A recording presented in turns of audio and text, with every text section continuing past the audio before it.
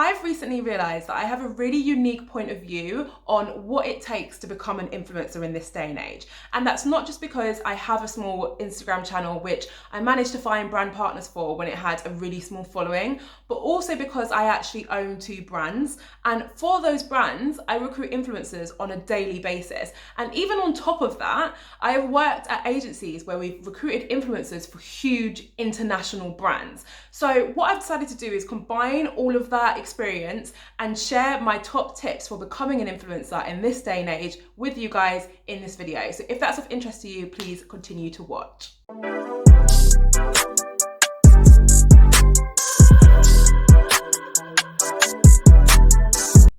Hi everyone, for those of you who don't know me, my name is Jade. I'm a self-professed side hustle addict. I have 2 online boutiques. I also have an Instagram page which I've monetized and I work with brand partners for. And then I also have this lovely channel, We Side Hustle, which is all about helping you level up your hustles. So now that we've got the intro out of the way, before we go any further actually, please click subscribe if you are not already subscribed to this channel. So now that we've got that out of the way, I want to get started on this video because I am itching to get this video out. Like, I have never had such an urge to record a certain video on a specific topic in my life. So the reason why I've been so desperate to get this video recorded is because I have recently ran a campaign on my We Side Hustle Instagram channel where I was offering free advice to promising influencers. All they had to do was send me a DM, I would look at their profile and I would give them a few tips of how they can improve their channel so that it's more attractive to brand partners.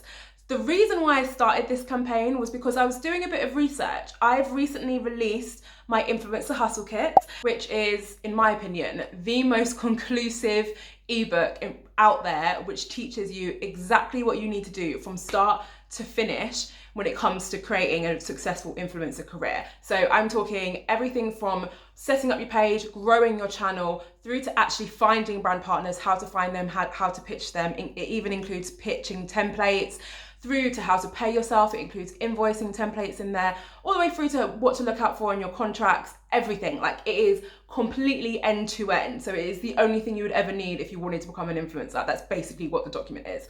But when I was creating it, I just wanted to make sure that it had everything that you guys out there would need. And in order for me to kind of realize that and just, make sure that was the case, I thought, what better way than to speak to the people who would potentially be looking for this kind of help and just, ask them what troubles they're having and look at their pages and spot what people need the most help in. So that's what I did. And that all went into the development of my hustle kit, which is why I say it's the most conclusive kit out there, because it is built on solid research. But anyway, as a result of this campaign, I have DM'd, honestly, I'm probably pushing about 500 to 600 people now. I've been DMing a couple hundred people a day. Like, it has been non-stop. So many people needed help with their page.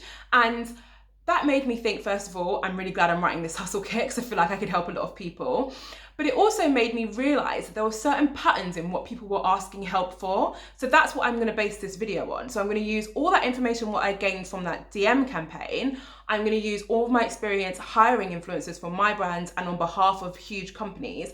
And I'm going to use all my experience that I learned when I was actually working as a small influencer for one of my Instagram accounts. I'm going to combine all of that together and I'm going to share with you my top tips for becoming an influencer in this day and age. If you're interested in being an influencer as a career, I highly recommend that you stick with me through this video, you stick to the end, you make some notes and you take some action, because anyone can do it if you set your mind to it. I'm also going to be hosting a giveaway, which I'm going to tell you about at the end of this video, but one lucky person is going to get my hustle kit, including all of its templates, the pitching templates, everything, completely for free.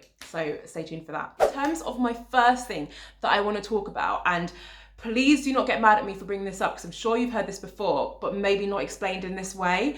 But it's all about your niche, or your niche, as some people call it. But I call it niche. So it's all about your niche. So before you just click off and think, oh, niche, I've heard everyone say this to me so many times. Let me just explain why it's so important to have a really defined niche from a brand's perspective, right? So for example, let's talk about my bag boutique, Raya London.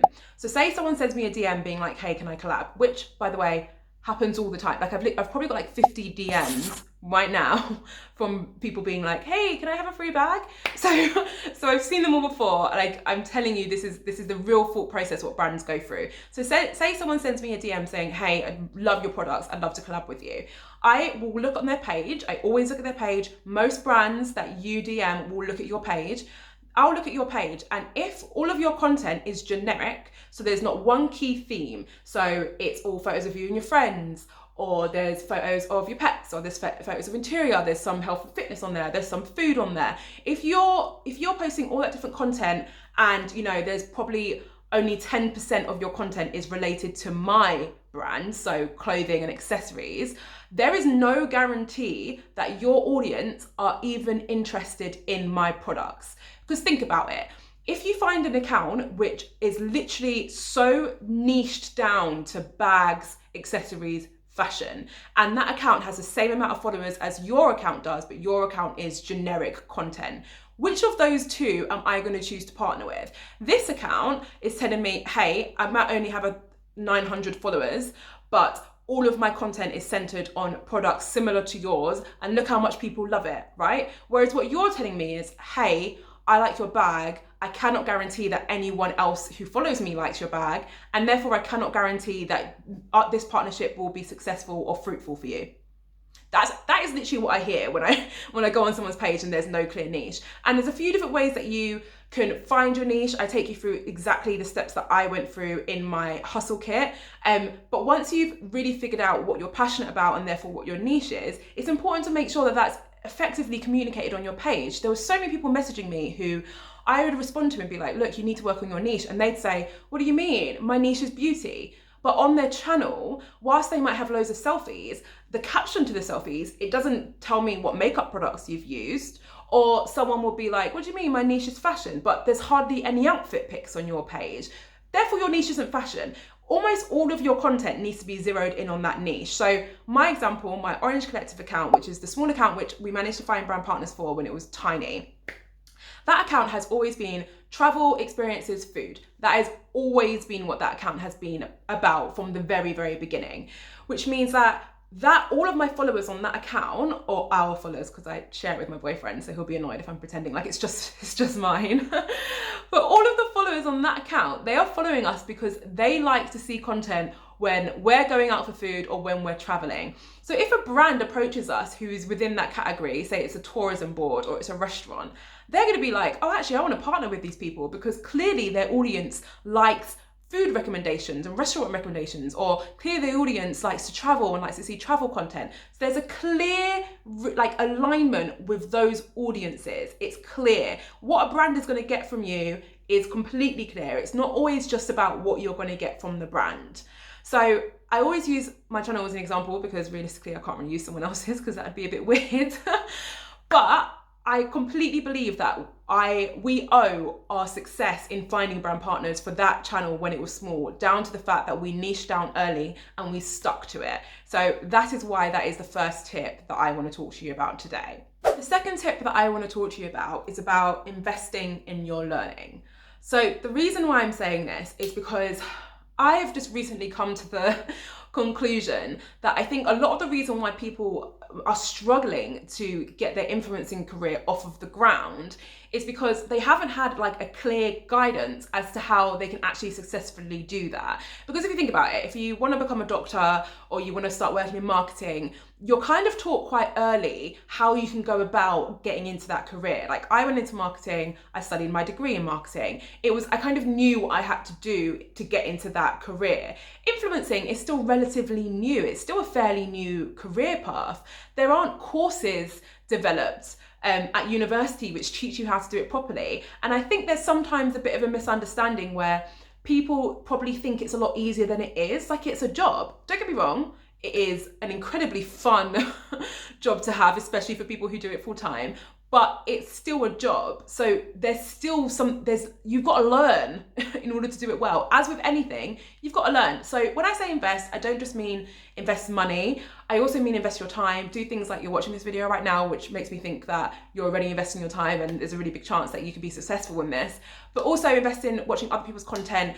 invest in things like the guides, like I talked about my hustle kit. It doesn't have to be mine, although I do think mine's the best. It could be someone else's.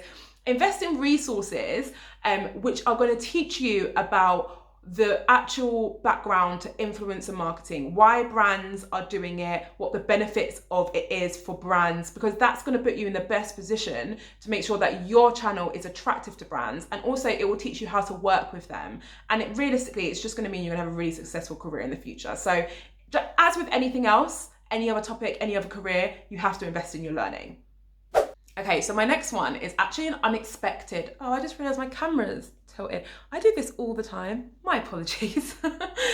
My next one, and this was a really unexpected tip, but I would say that but probably about 80% of people who DM'd me had this same problem.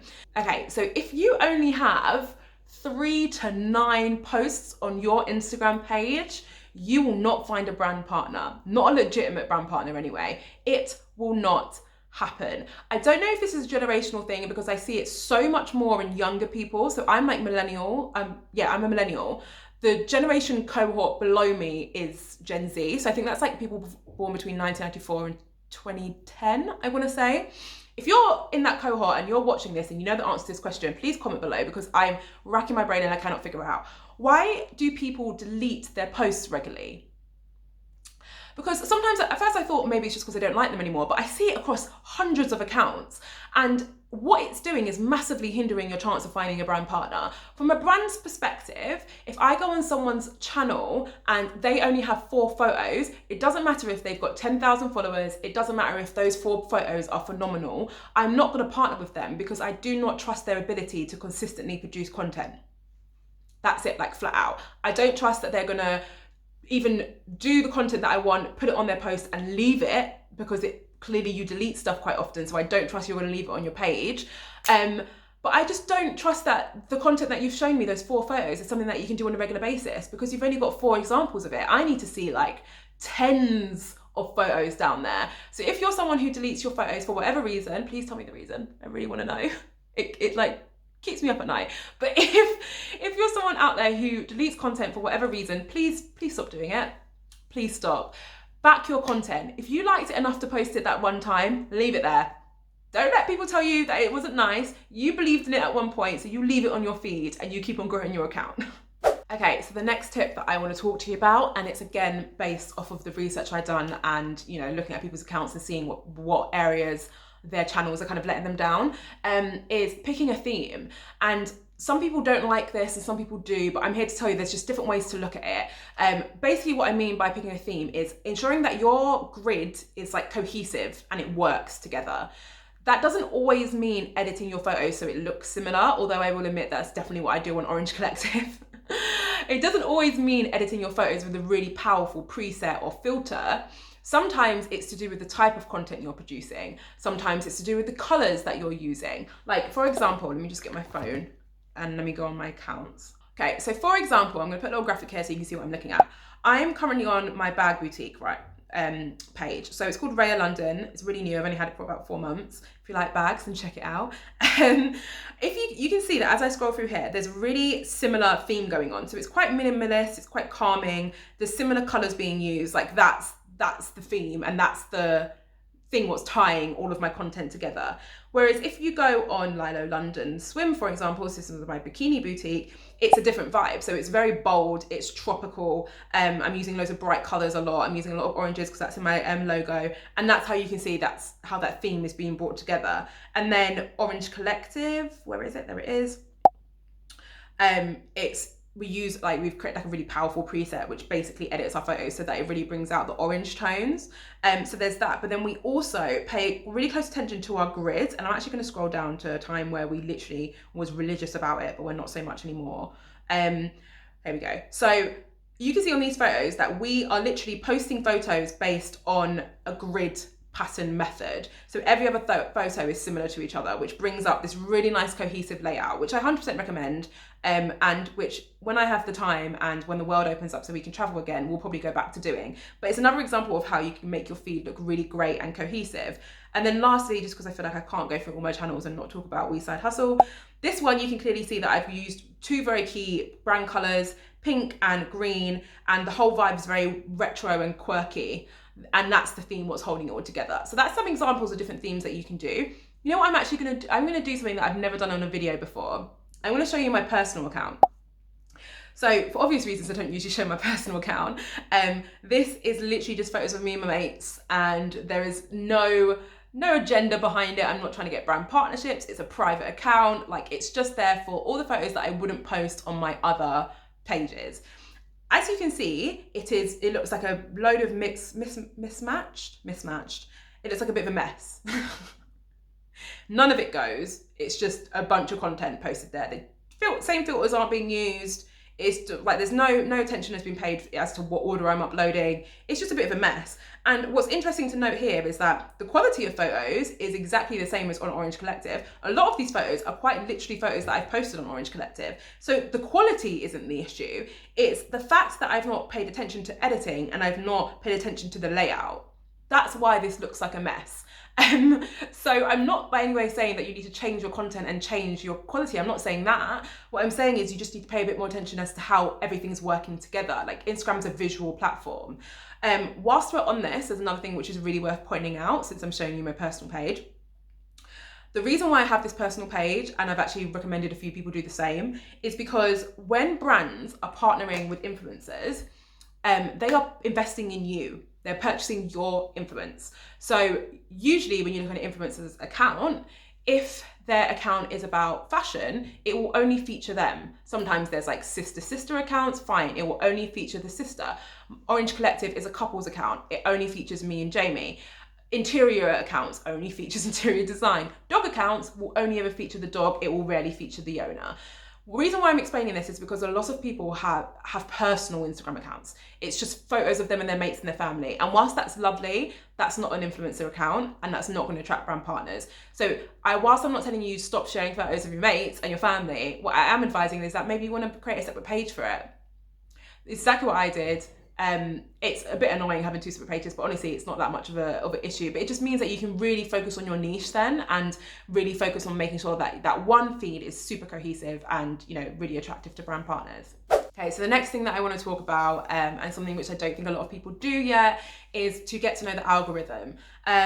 It's actually a bit of a combo one. So it's getting to know the algorithm and getting to know your insights. So the algorithm is a beast. For anyone who doesn't know what the algorithm is, it's basically computer code that Instagram has developed, which determines what content you see on your Instagram page. The reason why this is important is because if you don't know how the Instagram algorithm works and you therefore don't play to its strengths, there's a very big chance that your content isn't going to be seen by a lot of people. And there's a bunch of different ways you can help master this algorithm. I talk through every single way in my hustle kit and provide you steps as to how to combat it and make it work for you. It's too complicated to explain in a video. So I recommend spending some time really researching it and getting to grips with it. There are a few key tips that you should follow, things like uploading on a regular basis, engaging with your followers, making sure that you're trying out different Instagram features, that kind of stuff. But it is a beast, and it deserves your time looking into it, because once you get to grips with it, it can massively pay you back in regards to your follower count and just generally your engagement rate once you really get to grips with the algorithm. The insight side, and I've preached this before, you first of all need a creator or business account, otherwise you can't see your insights. Also, brands won't take you seriously if you don't have a creator or business account. So if you haven't got that yet, then please sort that out as a matter of urgency. Once you have that, you'll have to wait a while and post a bit before your insights kick in. But once they do kick in, you'll be able to see a few different things. You'll have to see who your audience are, which is important when it comes to pitching, which I'll come on to in a minute. It'll also tell you how well your content performs. So not just looking at likes, but looking at your reach. So how many people saw your content. It will allow you to really get to grips with which posts are working well for you and which ones aren't. And I've said this method before, but go on there, look at your top posts by reach, by comments, by likes, by follows, and you'll always see a pattern, and you'll see a few posts repeatedly showing up under each of those different headings. And when you see that, you'll realize that those are the posts that you need to post more often, because those are the ones that your audience love the most. In order to grow, you need to nurture your current audience. You don't just ignore your current audience because you're so focused on getting a new audience. You need to turn your audience into advocates. I talk a bit more about how you can grow your channel and get your first 1,000 followers in another video, which I'll link up here. But where I really dig deep and I actually share with you my formula for growth, across all of the channels that I've ever owned is in my hustle kit, and that's when I really, really break it down. So if you're serious about growing, then I definitely recommend checking that out. Okay, so I feel like this is the moment what everyone's been waiting for. It is how you actually get brand partnerships and how you actually, pitch to brands and stuff in this day and age. Where do I begin with this topic? Do you know what? I'm going to start off by, I'm going to show you a few of the DMs that I get on Raya London. As I mentioned before, I get so many people messaging me, asking me for collabs on that account. And I would say 90% of them have been crafted awfully. So the main thing, if there's one takeout that I want you to take from this entire video, is do not copy and paste messages and send them to brands. Do not do it. The same way everyone tells you when you apply for a job to change your CV and change your cover letter so it's relevant to the job, the same thing applies to these brand partnerships. When I see that someone's copied and pasted a message, it's very easy to see. It's because there's no specifics in it. They might not even mention your brand name. Like, it is completely obvious. It really bums me out because to me, all that's saying is, hi, I want a bag for free. That's all I'm getting from that message is, hey, I don't care enough about your brand to put effort into my message, but I still want you to give me something for free. It's such a red flag. And I will bar those people who send those messages to me. Like, I will never work with them because I feel like it's just really disingenuous. I think what you've got to remember is these brands, especially when they're small brands that you're messaging, for example, my brands, I've poured my heart and soul into these brands, right? And when I get stock, that costs me money. It costs me money to purchase stock. It costs me money to ship stock out to you. So when you're asking me for a free bag, in your mind, you might just think, I'm just asking for something for free. It doesn't even cost them anything. It does. It costs me money and it costs me my time. And if you're not putting 5 minutes aside to write me a better message, a more personal tailored message, I'm not going to spend money to gift you something for free. It's just not going to happen. Anyway, that was a bit of a rant, but it drives me up the wall. So anyway, there's a few different ways that you can get brand partnerships, okay? A few different methods, and I'm going to quickly just give you an overview of each. But again, if you really want to know how to do them, in my hustle kit, I tell you step by step how to do it. But I'm going to stop talking about my hustle kit because you probably want to kill me. The first way is to pitch to brands. So you've probably heard about this way a lot. This is the way what's spoken about the most, I feel like, amongst small creators. So as a small influencer, you need to go out there and you need to get your brand partnerships yourself. I will never, ever recommend that you sit back and wait for these deals to roll in because it's either not going to happen or you're not going to get as many or you're not going to get the ones you want. If you want to go get a brand partnership or you want to go get anything, go get it. Don't wait for it to come to you. So when it comes to pitching, that's basically what you're doing. You're taking it into your own hands. There's a few things you want to be aware of. Don't just cold pitch to brands that you don't follow. Oh my God, this happens all the time. Don't pitch to brands who you don't follow, who you don't, care about, you don't engage with, you don't know much about their brand. Don't do that because, as I said, it's disingenuous and you can see straight through it. Pick brands who you actually care about. And once you've found a brand that you care about and you want to work with, and you can see from their profile that they work with influencers, engage with their content, comment on their posts, respond to their DMs, show that you actually like their brand and you care, okay? And then once you've done that and you feel like you've built up a good rapport, it's time to send them a DM. And again, I know you're going, I just promised I wouldn't say it again, but I share my exact templates that I use to pitch to brands as part of my hustle kit. So if you're interested in this route, then that is something what you can check out. But you basically want to make sure that when you DM them, it's a personalized message. You're mentioning the brand name at the very least. You're also potentially talking about something that you love about their brand. Brands talk about their brand story all the time. Raya London has a few programs where I donate money to charity every month and that kind of stuff. So when people mention that in their message, then I like it because I can see that they've researched my brand. And talk about a previous collaboration that you've done which is relevant to that brand. So for me, if someone's messaging Raya London, my bag brand, and they say, I've also worked with Topshop in the past, and this is a piece of content that I produced for them, then immediately you're going to get my attention because I've seen that you've done similar jobs before. If you haven't done any jobs before, don't worry. Make sure that you have content on your page which is similar to what you'd produce for these brands, and then share that. Be like, hi, this is an example of a post that I've done recently where I'm really highlighting the accessories. It done really well. These are the results. That works just as well. So that's your initial email. And then what you need to do, hopefully, is get an email address for these brands, because then it allows you to normally speak to the person actually in charge of recruiting, because sometimes, you know, it's not the person who manages their social media. And then it gives you a chance to share your media pack. So your media pack, for anyone who doesn't know, is basically like a CV for influencers. And basically what it does is it gives a brand a good idea of what your channel is, who your audience is, what your niche is, that kind of stuff. Your examples of previous brand collaborations, etc. Again, more info in my hustle kit. But once you get to your email stage, it means that you can start sharing that, and that's how you build a rapport and continue down that pitching route. The other methods of getting brand partnerships, which people don't talk about very often, one is using a marketplace. So if you've watched my other video about how I found brand partners when I had a small account, I will link to up there, and then you'll know that I use a marketplace called Tribe. Marketplaces are basically digital platforms which connect influencers with brands. So a brand will upload a brief on a marketplace and then you'll respond to it. And that's how you get your deal. There's obviously a few additional points we'll go into that whole process. I'm very much giving you a summary. But there are a few different marketplaces out there. I've actually gone through literally every single marketplace that exists. I've signed up to every single one so that I could give you a full list of the best ones. So if you're interested in that route, again, all the information is in my kit. The other way, again, no one talks about this way. And sometimes I wonder if people even know about this way. I don't know.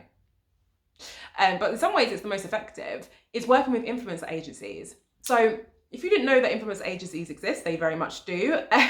They do a similar job to what a marketing agency does. So they're the middlemen. So a brand will brief an influencer agency on a campaign. The influencer agency will go and find influencers. So this is why it's so important to know how to work with an influencer agency.